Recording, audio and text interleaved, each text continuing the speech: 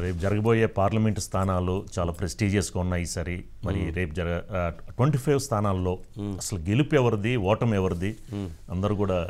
ఆంధ్రప్రదేశ్ రాష్ట్ర శాసనసభ పార్లమెంటు ఎన్నికల యుద్ధం కొనసాగుతూ ఉంది.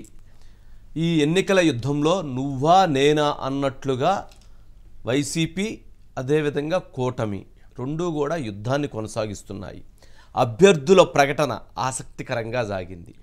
తర్వాత బీఫామ్స్ అందజేత అది ఇంకా ఉత్సాహంగా జరిగింది. నామినేషన్ల పరంపర ఒక సంబరాలను మిన్నంటే విధంగా చాలా ఉత్సాహంగా ఆనందంగా నామినేషన్ల ఘట్టం ముగిసింది. ఇక మేనిఫెస్టోలకు సంబంధించినటువంటి ప్రకటన మరింత ఆశలని రేకెత్తించింది.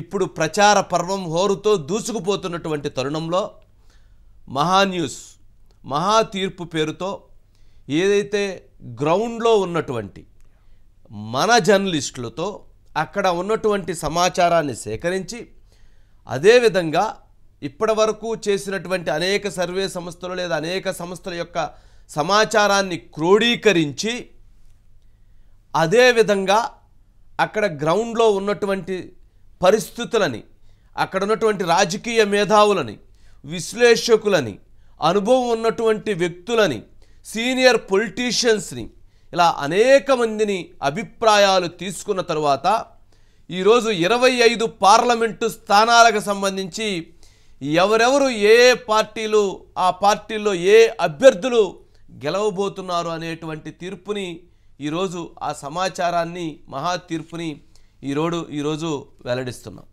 అయితే ఆశ్చర్యకరంగా ఆ ఫలితాలు ఉండబోతూ ఉన్నాయి. ప్రజల అభిప్రాయాలు చాలా విభిన్నంగా ఉన్నాయి.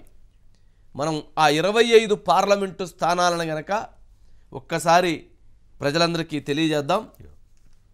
శ్రీకాకుళం పేరాడ తిలక్ వైఎస్ఆర్సీపీ పార్టీ నుంచి, అదేవిధంగా కూటమి నుంచి టీడీపీ నుంచి కింజారపు రామ్మోహన్ నాయుడు.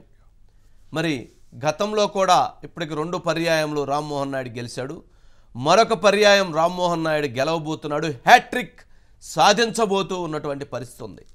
మరి రామ్మోహన్ నాయుడుకు సంబంధించి గతంలో తెలుగుదేశం పార్టీకి 5,34,544 ఓట్లు రావటం జరిగింది.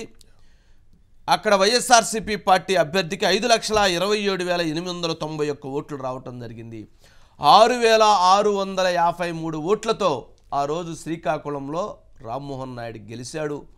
ఇప్పుడు కూడా రామ్మోహన్ నాయుడు భారీ మెజారిటీతో గెలవబోతున్నారు అనేటువంటిది స్పష్టంగా మనకు వస్తున్నటువంటి గ్రౌండ్ రిపోర్ట్.